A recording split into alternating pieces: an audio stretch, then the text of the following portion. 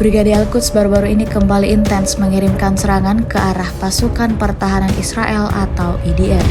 Seperti yang terlihat dalam rekaman yang ramai beredar di Telegram pada Sabtu 3 Februari 2024. Rekaman tersebut menampilkan adegan tentara Hamas dalam menargetkan posisi IDF. Berdasarkan narasi unggahan, Brigade Al-Quds menargetkan menara pengawas dan sejumlah tentara Israel yang sedang berkumpul di belakang barikade tanah. Diketahui pejuang Palestina tersebut menggunakan senapan mesin dalam melancarkan misinya di timur Jabalia di utara jalur Gaza. Insiden ini berlangsung selama pertempuran banjir Al-Aqsa. Hingga video ini beredar, beragam komentar dikirimkan warganet.